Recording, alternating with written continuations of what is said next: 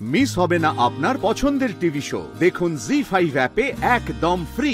আমি আমার নতুন সংসারের কোনো দায়িত্বকে অস্বীকার করব না।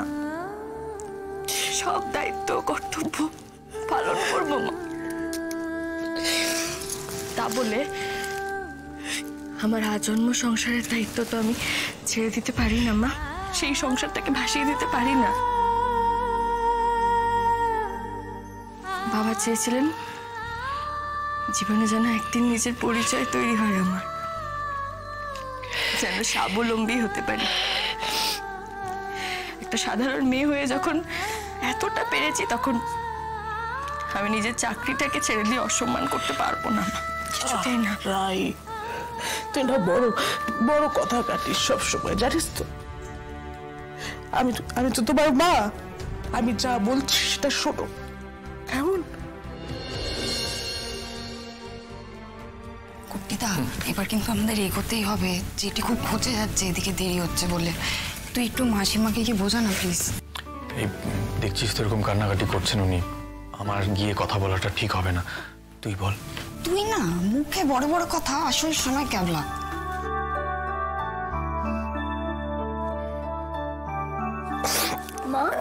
মা, এবার ওদের রওনা হতে হবে। শুভক্ষণ বলেও তো একটা ব্যাপার আছে। মাসিমা ও বাড়ি থেকে তারাও দিচ্ছে। ও এই বাবা, আমার জন্য দেরি হয়ে গেল না? না মা, অনেক ঠিক আছে। আর দেরি করো না বৌমা, তুমি ব্যবস্থা করো বেরিয়ে পড়ার।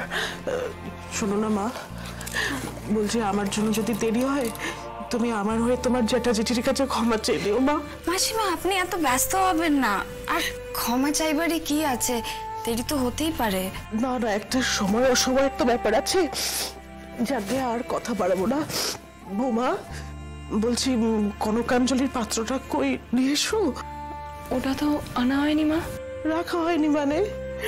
এটা তুমি কি বলছো বৌমা? আমি মানছি বিয়ের অনুষ্ঠানে একটু এদিক ওদিক হয়েছে, তাই বলে মেয়েটা চলে যাওয়ার সময় যা নিয়ম কানুন সেগুলো পালন করবো না? আমি মানা করেছি মা। কনকাঞ্জলি দিয়ে আমি যাব না। আমি যদি কারোর কাছ থেকে ঋণী হয়ে থাকি, আমার এইভাবে সেই ঋণ শোধ করার কোনো ইচ্ছে নেই মা।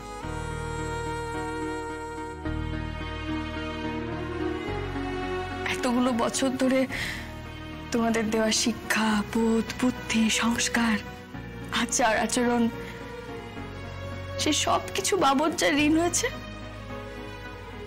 আমি সারা জীবন ধরে সেই ঋণ একটু একটু করে শোধ করতে চাই মা।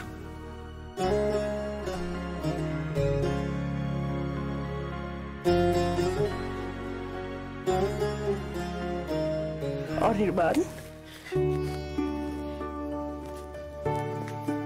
তোমাকে আজকে আমি কিচ্ছু বলবো না বাবা।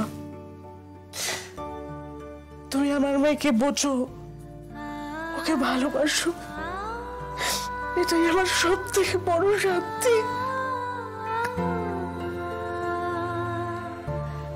আপনি আমাকে এতটুকু ভরসা করছেন, এটাই আমার কাছে যথেষ্ট।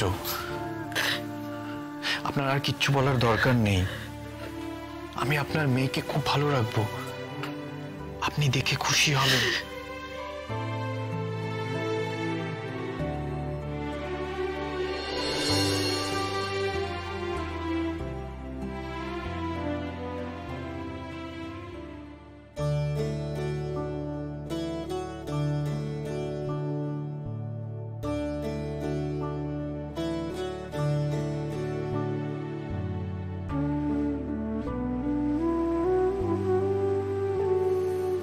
দাদা ভাই,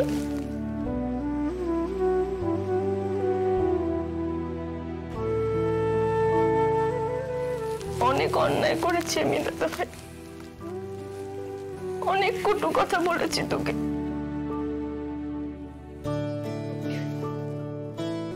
প্লিজ আমাকে ক্ষমা করে দিস দাদা ভাই।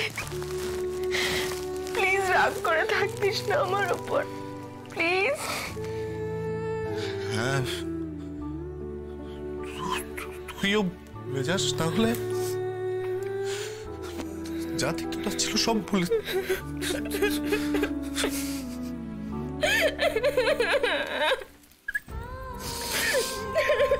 যে রাজা, থাম না দাদা, রাজা নয়, সে রাজ পেয়াদা।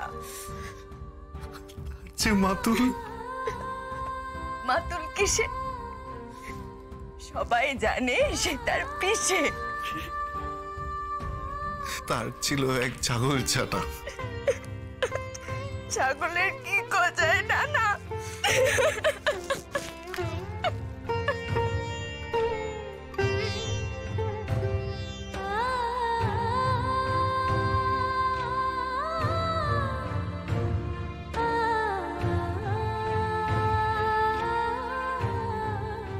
কাল এখানে যা যা হয়েছে, রাই সে বিষয়ে কিছু জানে? না না, তুমি তোমাকে বারণ করেছিলে বলতে, তো আমি মাকেও মানা করে দিয়েছিলাম, আর বিক্রম কিছু বলবে না। আর তখন তো বাইরের কেউ ছিল না এখানে। রায়ের এমনি অনেক বিষয় নিয়ে ও সংসার মধ্যে আছে। এই বিষয়টার ব্যাপারে যদিও আগে থেকে জেনে যায় তাহলে ও উপড়ে যাবে।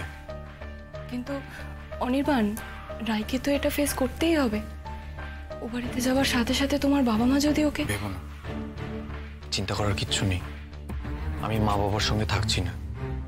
বিয়ের সেরেমনি কমপ্লিট হয়ে যাওয়ার পর মা বাবা ফিরে যাচ্ছেন, বাকি সময়টা আমি ঠিক সামলে নেব। কিন্তু এড়িয়ে গিয়ে এটার কোনো মীমাংসা হবে বলে আমার মনে হয় না। তুমি সামনাসামনি এটা মেটাবার জন্য তৈরি থেকো। আমি তোমাকে আগলে রাখবো রাই। বাপি মা কোনোভাবেই তোমাকে ছোট করতে পারবে না। তোমার দায়িত্ব এখন আমার।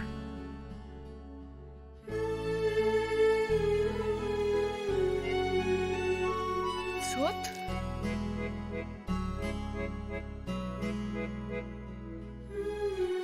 তুই কিন্তু মন দিয়ে পড়াশোনা করবি, কেমন? হ্যাঁ, একদম ফাঁকি মারবি না, বুঝেছিস? বারবার যেন আমাকে বলতে না হয়। আর বলতে হবে না। তুই যে ওই বাড়ি গিয়ে ফোন করে করে পর পর করে আমার মাথা খারাপ করে দিবি, সে আমার জানা আছে। শুধু রাই কেন, এবার থেকে তো আমিও বলবো, তুমি আমাদের সবার গর্ব।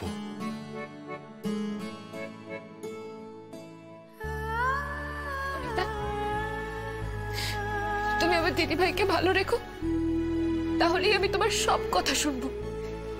I promise.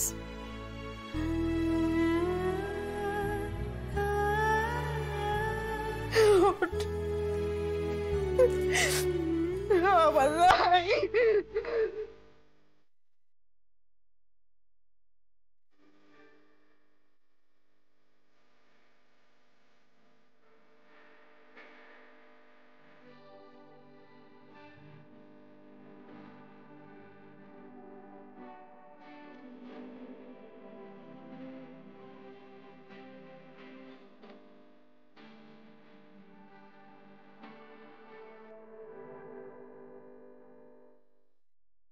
জি5 ডাউনলোড করুন আর সব এপিসোড দেখুন একদম ফ্রি।